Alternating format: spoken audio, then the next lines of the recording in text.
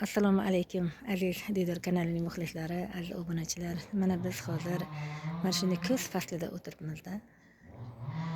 Kuz ham o'zini chiroyli ziynatlari bilan oltin kuz deymiz. Ana shunda hamma mevalarni pishib, taxlab berib, endi uyquga ketaman degan vaqti ana shu qishdan oldin kuzda boshlanadi.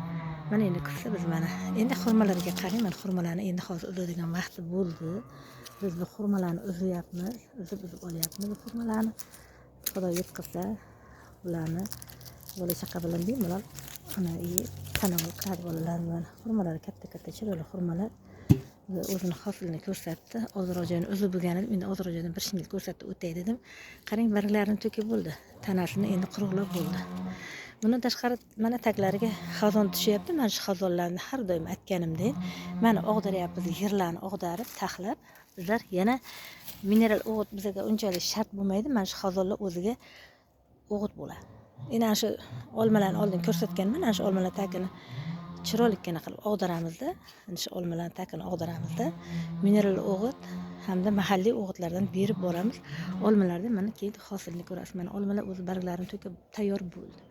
Oldin ham ko'rsatganman, mana yoshlarini qo'yib, buyog'larini olib tashlaymiz, tagiga mana mahalliy o'g'itlarni berib boryapmiz.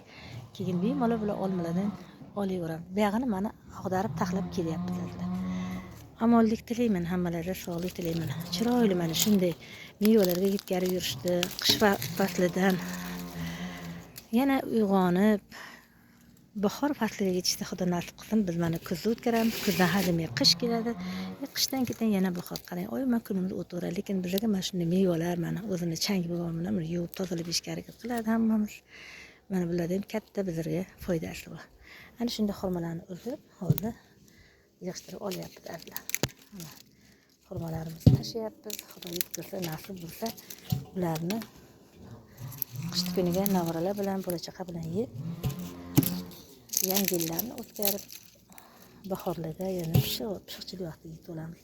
Hammaga omonlik tilayman azizlar. Sog' bo'linglar, salomat bo'linglar.